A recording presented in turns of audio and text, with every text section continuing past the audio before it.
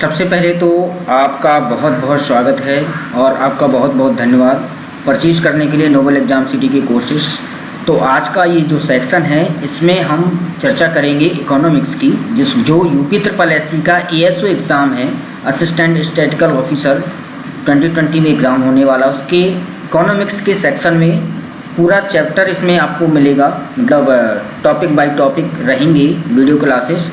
तो आज का पहला जो टॉपिक है आपके सिलेबस के अनुसार कंज्यूमर बिहेवियर में law of demand and utility analysis. तो इसमें हम लॉ ऑफ डिमांड यानी कि मांग का नियम ये पढ़ेंगे। तो स्टार्ट करते हैं दोस्तों। लॉ ऑफ डिमांड, मांग एवं पूर्ति का सिद्धांत में मांग का अर्थ क्या है, मांग के अर्थ को देखेंगे। देखिए, अर्थशास्त्र में यदि हम मांग को देखें कि मांग है क्या, तो डिमांड यानी मांग से तात्पर्य किसी वस्तु या सेवा की उस संभव मात्रा से है जिसे उपभोक्ता एक निश्चित समय में वस्तु की विभिन्न संभव कीमतों पर खरीदने के लिए तैयार रहता है। इसको प्रभावपूर्ण इच्छा भी कहा जाता है। इस बात को समझिएगा। जैसे मान लीजिए आपको किसी चीज़ की आवश्यकता है, अब उस वस्तु की कीमत क्या है, उसके एवज में आपको मांग करते हैं उस वस्तु की, तो ये डिमांड कहलाती, मांग कहलाती है। फॉर एग्जांपल, एक उपभोक्ता एक महीने में 40 रुपया प्रति किलो की दर से 6 किलो चीनी की मांग करता है, तो ये डिमांड हो जाएगी। अब मांग जो होती है दो प्रकार की होती है दोस्तों, ठीक है। पहली प्रकार की हम देखेंगे व्यक्तिगत मांग और दूसरा होता है बाजार मांग। तो व्यक्तिगत मांग क्या होती है?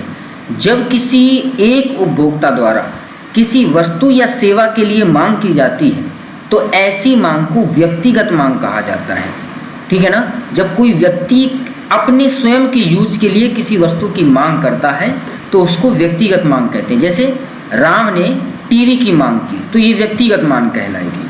अब देखते हैं दोस्तों बाजार मांग। एक ही वस्तु या सेवा के लिए सभी उपभोक्ताओं के द्वारा की गई मांग को बाजार मांग कहते हैं। एक ही वस्तु या सेवा के लिए यदि सभी उपभोक्ता क्या करते हैं, मांग करते हैं, तो उसको बाजार मांग कहा जाएगा। जैसे फॉर एग्जांपल एक प्रोडक्ट ले लीजिए, दूध। इसको मिस्टर X ने भी, मिस्टर Y ने भी, मिस्टर Z ने भी आदि उपभोक्ताओं द्वारा जो मांग करते हैं उसको क्या कहेंगे, बाजार मांग कहेंगे। क्लियर ना दोस्तों, बाजार मांग। इस प्रकार हम कह सकते हैं कि बाजार मांग सभी व्यक्तिगत मांगों का योग होती है। याद रखिएगा, ये क्वेश्चन है आपका, यहाँ से क्वेश्चन बन सकता है कि बाजार मांग सभी व्यक्तिगत मांगों का योग होती है। तो क्वेश्चन आपसे पूछ सकता है व्यक्तिगत मांगों का योग क्या कहलाता है, तो कहलाता है आपका बाजार मांग। अब पढ़ते मांग का नियम। मांग का नियम एक वस्तु की कीमत तथा उस वस्तु की मांग के संबंध को स्पष्ट करता है, ठीक है। मांग का नियम यह बताता है कि ऊंची कीमतों पर मांग कम होगी तथा कम कीमत पर मांग अधिक होती है। इस तरह मूल्य एवं मांग में विपरीत संबंध होता है। तात्पर्य, यदि वस्तु की कीमत अधिक होगी तो मांग कम की जाएगी और कीमत कम होगी वस्तु की तो मांग अधिक हो जाएगी, ठीक है। इसलिए क्या होता है, मूल्य एवं मांग में विपरीत संबंध होता है। दूसरे शब्दों में कहें, यदि अन्य बातें समान रहें तो अधिक मूल्य पर किसी वस्तु विशेष को कम मात्रा खरीदी जाएगी और कम मूल्य पर उसकी अधिक मात्रा खरीदी जाएगी। लेकिन यहाँ क्या कह रहा है, अन्य बातें समान रहें, अर्थात हमको मान्यताएं देखनी होंगी। तो मान्यताएं क्या है, इसमें उपभोक्ता की आय स्थिर रहनी चाहिए, ठीक है। उपभोक्ता की आय स्थिर रहनी चाहिए। उपभोक्ता को रुचि, आदत और प्रचलित फैशन में कोई परिवर्तन नहीं होना चाहिए। भाई फैशन उसमें परिवर्तन कर लिया उपभोक्ता ने या उसकी रुचि जो है वो बदल गई तो भी क्या करेगा, मांग में परिवर्तन होगा। संबंधित वस्तुओं की कीमत में कोई परिवर्तन नहीं होना चाहिए। भविष्य में वस्तु की पूर्ति में बदलाव की कोई प्रत्याशा ना होनी चाहिए। जैसे आपको लगा कि ये कल के दिन क्या हो जाएगा, कमी हो जाएगी इस वस्तु की, तो आप आज ही खरीद के रख लो, तो चाहे जितनी महंगी हो। और आय के वितरण में कोई परिवर्तन नहीं होना चाहिए। जनसंख्या में कोई परिवर्तन नहीं होना चाहिए। तो ये क्या है, आपके मांग के नियम की मान्यताएं हैं। अब देखेंगे मांग के नियम की क्रियाशीलता के कारण। तो मांग तथा कीमत तथा मांग के मध्य विपरीत संबंध निम्न कारणों से पाया जाता है। तो पहला इसमें देखेंगे हम सीमांत उपयोगिता का ह्रास नियम। सीमांत उपयोगिता का ह्रास नियम। अब सीमांत उपयोगिता का ह्रास नियम क्या कहता है, यहाँ से ये क्वेश्चन बन जाएगा। किसी वस्तु का अधिकाधिक उपयोग करने से उसकी सीमांत उपयोगिता कम हो जाती है, अतः उपभोक्ता उस वस्तु की अधिक इकाइयों को क्रय करने के लिए तभी प्रेरित होता है जब वह उस वस्तु उसे पहले से कम कीमत पर प्राप्त हो जाए। समझ में आ रहा है? जैसे मान लीजिए कोई वस्तु है, उसका आपने बहुत ज़्यादा उपभोग कर लिया। जब बहुत ज़्यादा उपभोग कर लिया तो वो आपके लिए तुच्छ सामान हो जाएगी कि यार मेरे पास तो बहुत पड़ी, मैंने इसको बहुत यूज किया है। तो आप उसको कब खरीदोगे? जब ही खरीदने के लिए तैयार होगे, अधिक और अधिक खरीदोगे वस्तुएं जब उसकी कीमत क्या हो जाएगी? पहले से कम हो जाएगी। तो आप सोचोगे चलो कीमत कम हो गई तो और खरीद लेते हैं। दूसरा आपका आय का प्रभाव। जब किसी वस्तु की कीमत कम होती है तो उपभोक्ता की वास्तविक आय बढ़ जाती है।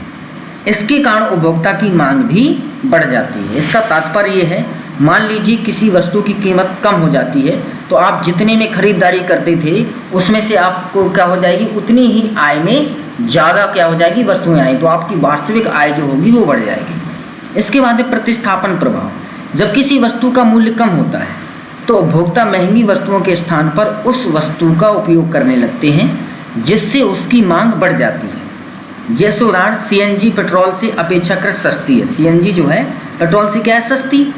अब उपभोक्ता पेट्रोल के बदले क्या लेगा? सीएनजी। भाई क्या सोचेगा कि पेट्रोल महंगा है, सीएनजी सस्ती है, तो हम क्या करेंगे? काम दोनों से चलना है, तो वो सीएनजी खरीदना पसंद करेगा। तो ये प्रतिस्थापन प्रभाव कहलाता है कि एक वस्तु के स्थान पर दूसरी वस्तु खरीद ली जाए। अगला होता है क्रेताओं की संख्याओं में वृद्धि। वस्तु के मूल्य में कमी होने पर क्रेताओं की संख्या में वृद्धि हो जाती है, क्योंकि कम कीमत में वस्तु अधिक लोगों की क्रय शक्ति के अंदर होती है। होता है कि नहीं? मान लीजिए कि कोई कम पैसे वाला है, उसको यदि वस्तु की आवश्यकता और वस्तु की कीमत कम हो जाती है तो वो क्या करेगा? उस वस्तु को अधिक खरीदेगा। अब देखते हैं वस्तु के विभिन्न उपयोग। कुछ वस्तुओं का उपयोग विभिन्न कार्यों में किया जाता है, जैसे दूध और बिजली। दूध से आप क्या करते हैं? बहुत सारे प्रोडक्ट बनाते हैं। बिजली से क्या करते हैं? आप बहुत सारे काम होते हैं बिजली से। तो वस्तु के मूल्य में कमी होने पर वस्तु का उपयोग विभिन्न कार्यों में किया जाता है, जिससे कि उसकी मांग में वृद्धि हो जाती है। अब देखते हैं दोस्तों मांग के नियम के अपवाद। मांग के नियम के अपवाद पढ़ेंगे। तो कुछ अपवाद हैं, जैसे गिफिन वस्तुएं। अब याद रखना गिफिन वस्तुएं क्या होती हैं, इंपॉर्टेंट है ये। जैसे घटिया किस्म या निम्न किस्म की वस्तुओं में से कुछ वस्तुएं ऐसी होती हैं जिनका कीमत के साथ प्रत्यक्ष संबंध होता है, डायरेक्ट रिलेशन होता है, गिफिन वस्तुएं कहलाती हैं। इन वस्तुओं का नाम गिफिन इसलिए पड़ा क्योंकि सर्वप्रथम सर रॉबर्ट गिफिन ने ऐसी वस्तुओं की व्याख्या की और बताया कि गिफिन वस्तुओं पर मांग का नियम लागू नहीं होता है, क्योंकि गिफिन वस्तुओं की कीमत घटने पर उनकी मांग की मात्रा भी घट जाती है और कीमत बढ़ने पर मांग की मात्रा को भी बढ़ जाती है। मान लीजिए जैसे कोई घटिया वस्तु है, उसको और निम्न मूल्य हो जाएगा तो लोग सोचेंगे यार ये तो गिफिन वस्तु है, मतलब ये कोई यूज नहीं है इसका, तो कम खरीदेंगे। और उसी वस्तु को दाम बढ़ गया तो लोग सोचते हैं कि यार इसकी कीमत जो है बढ़िया है, अच्छी लग रही, तो वस्तु क्या होगी? अच्छी होगी, इसलिए मांग बढ़ जाती है। तो ये मांग के नियम का क्या हो गया? उल्टा हो गया, क्योंकि यदि वस्तु की कीमत बढ़ी तो मांग घटनी चाहिए, और वस्तु की कीमत यदि घट जाए तो मांग बढ़ेगी और बढ़ जाए तो घट जाएगी। अगला है आपका प्रतिष्ठात्मक मूलक वस्तु। एक मनुष्य एक सामाजिक प्राणी वह होता है, एक मनुष्य एक सामाजिक प्राणी समाज में रहता है और प्रत्येक मनुष्य समाज में अपनी प्रतिष्ठा को बढ़ाना चाहता है।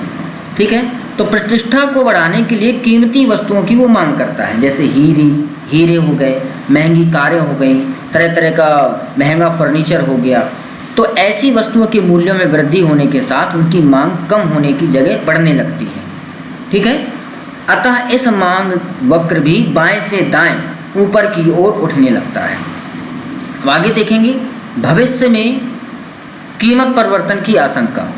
जब उपभोक्ता को कुछ वस्तुओं के लिए ऐसी संभावना होती है कि भविष्य में उनकी कीमत में वृद्धि अवश्य होगी, तो उपभोक्ता ऐसी वस्तुओं की कीमत में वृद्धि होने पर भी इनकी मांग अधिक करता है, क्योंकि भविष्य में और अधिक कीमत बढ़ने की संभावना होती है। फॉर एग्जाम्पल जैसे गोल्ड है, आपको पता चल जाए कि 6 महीने बाद इसका गोल्ड की कीमत जो है बहुत ज़्यादा बढ़ने वाली है। अभी जो है वो तो बड़ी ज़्यादा है ही, लेकिन 6 महीने बाद और बढ़ जाएगी, और आपको 6 महीने बाद गोल्ड की आवश्यकता है, तो आप क्या करोगे? आज उसकी पूर्ति करोगे, यानी कि खरीदोगे, मांग करोगे। तो इस पर भी आपका लागू नहीं होगा मांग का नियम, अपवाद है। आया अनिवार्य वस्तुएं। जैसे अनिवार्य वस्तुओं की मांग कीमत कम होने पर भी उतनी होती है और कीमत अधिक होने पर भी उतनी होती है। जैसे नमक ले लीजिए, अब ये अनिवार्य वस्तु है, अब चाहे 100 रुपये किलो नमक आए चाहे 10 रुपये किलो नमक आए, नमक तो आप लोगे ही, खाओगे। अतः इन वस्तुओं पर भी मांग का नियम लागू नहीं होता। अब आता है नेक्स्ट, उपभोक्ता की अज्ञानता। कभी कभी क्या होता है कि उपभोक्ता को कुछ वस्तुओं की वास्तविक कीमत का ज्ञान नहीं होता और वे कम कीमत वाली वस्तु को भी अधिक कीमत में अधिक मात्रा में खरीद लेते हैं। अतः ऐसी स्थितियों में मांग का नियम क्रियाशील नहीं होता है। अगला है फैशन मूलक वस्तुएं। फैशन मूलक वस्तुओं में भी क्या नहीं होता, मांग का नियम लागू नहीं होता है। जब कोई वस्तु फैशन से बाहर हो जाती है, अर्थात फैशन में नहीं रहती, एब्सोलेट हो जाती है, एब्सोलेट का मतलब होता है चलन से बाहर, तो उपभोक्ता ऐसी वस्तु की कीमत पर कम होने पर भी उसकी मांग नहीं करते हैं। इसके विपरीत जब कोई वस्तु फैशन में बहुत अधिक होती है तो उसकी कीमत में वृद्धि होने पर भी उपभोक्ता उसकी मांग अधिक करने लगता है। नेक्स्ट आया सट्टा बाजार। सट्टा बाजार क्या है? समानता यह पाया गया कि सट्टा बाजार में लोग अधिक लाभ कमाने के उद्देश्य से उन वस्तुओं का क्रय अधिक करते हैं जिनकी कीमत बढ़ती रहती है, और जिन वस्तुओं की कीमत घटती रहती है उनका क्रय करने से बचते हैं। जैसे अंश बाजार और वस्तु बाजार। समझ में आया? जैसे मान लीजिए आपने कोई चीज़ खरीदी तो भविष्य में यदि उसकी कीमत बढ़ती रहेगी तो वही चीज़ आप खरीदोगे सट्टा बाजार में। ऐसा तो है नहीं कि कम खरीदो या अंश शेयर उसके गिर जाए तो आप उसको खरीदो। पेयर है तो अंश से मतलब शेयर मार्केट और वस्तु बाजार में भी अब ये नियम काम नहीं करता है। तो ये था आपका वस्तु मांग का नियम। ठीक है, नेक्स्ट चैप्टर जो है आप इसके बाद पढ़ेंगे यूटिलिटी एनालिसिस, और मांग की लोच भी आएगा, टॉपिक बाय टॉपिक पढ़ते रहेंगे। तो चलिए फिर मिलते हैं अगली क्लास में। जय हिंद।